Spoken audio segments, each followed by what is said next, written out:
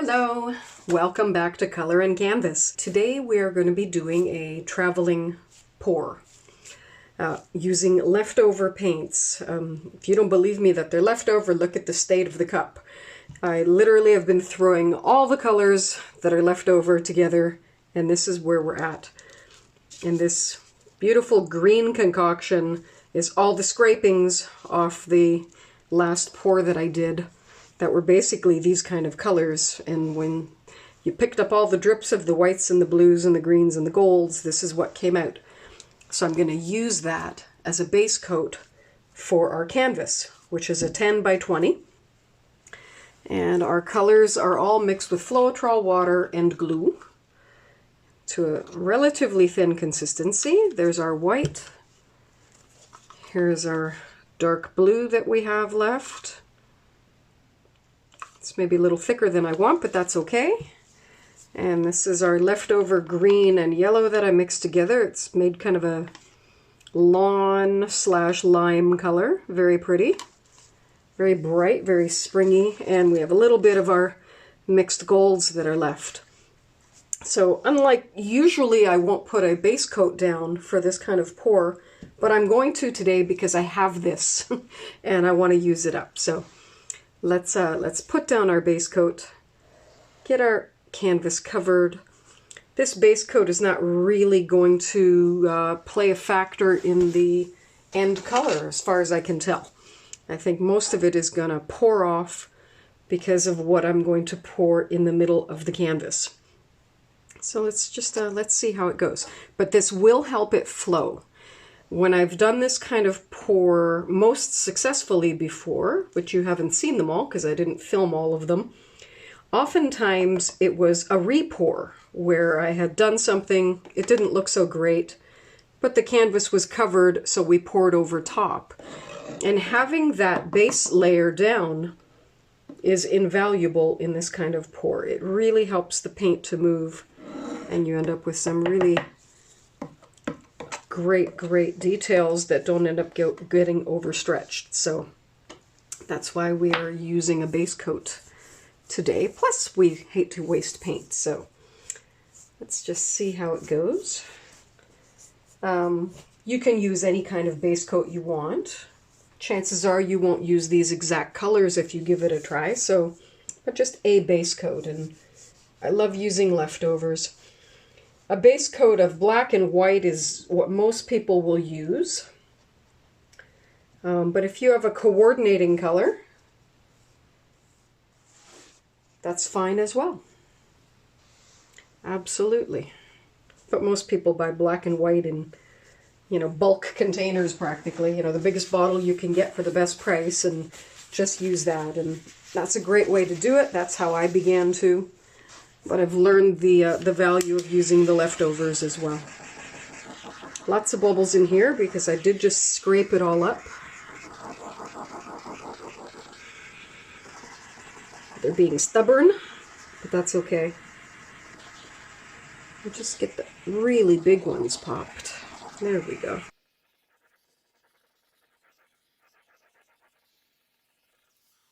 All right, now let's get our paint in our cup. I am not going to necessarily layer this paint, or rather I will begin layering it, but it's kind of hard to describe. Let me move this over so that you can get a better shot. Okay, so here's our cup. I'm going to put some gold in the bottom. There we go. Some blue. I'm going to layer at the beginning of this pour, just to get some of the colors in. Oops. And our white. And now I'm going to pour the rest of the colors in and let them mix a little bit. Just like that. I'm going to put the gold in last so it can pour through the whole thing and get to the bottom.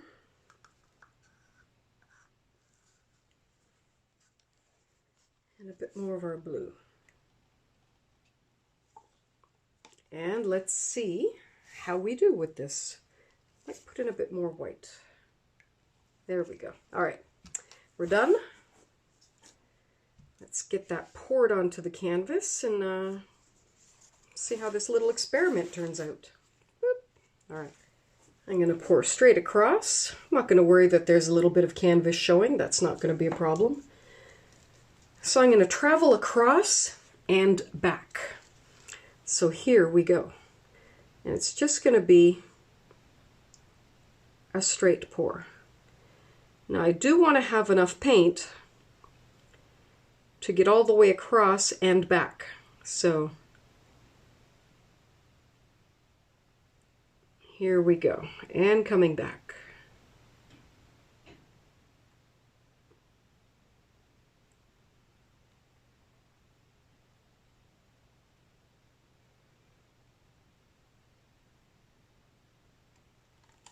All right, well, we made it. We at least had enough paint.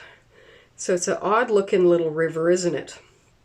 Well, we're going to stretch the paint in both directions and get all of it covered with what is in the center. So that's the plan, that's the goal. Let's get rid of some of these air bubbles that we've put in. I really love all the cells that are in that blue ribbon in the middle. That was the goal. So I'm delighted that those are there. Absolutely delighted. And I'm hoping there's going to be many, many, many, many, many more of those.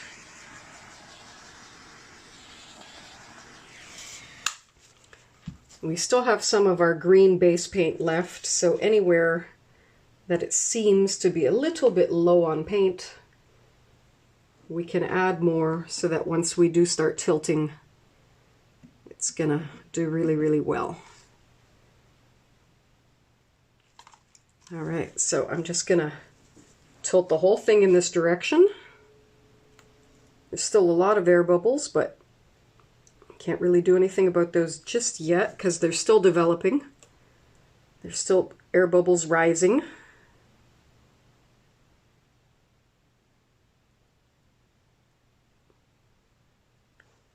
And get close to the edges. We will pour off the corners. So I think we will start with this side. Get that corner poured right off. Go, go, go. There we go. Give that little touch.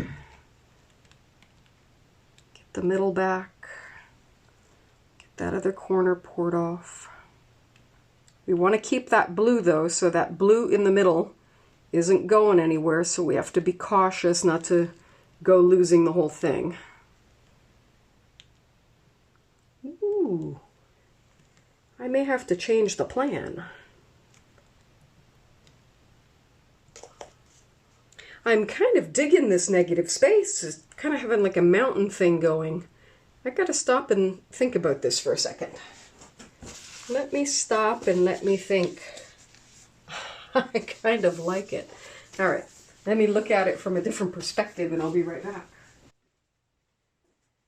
All right, so I've had to turn this around because I need to see what I'm doing. And if I can turn the video around, I'll turn the video around in the video editor, which I haven't done before, but I'm sure it can be done. So it kind of looks to me almost like a kind of abstract mountain range with some snow, and but we maybe need a little bit of definition kind of in the mountains. So how to do that? I'm thinking just pulling a bit of the paint down a little further.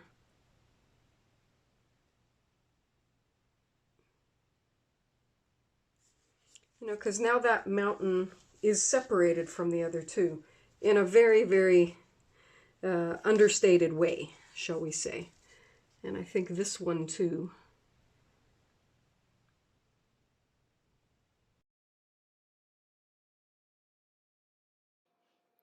All right, so I have to fast forward this part because this is the part where I do all the little touch-ups, and we'll be here all day, so you don't want to watch me doing that all day. So just running a skewer through the paint very, very gently. You don't want to drag it into the canvas, you know, really heavily. Sometimes I will add paint, sometimes I will remove paint with my little skewer, and it's just a wooden skewer. It's not sharp at the edge, it's just pointy.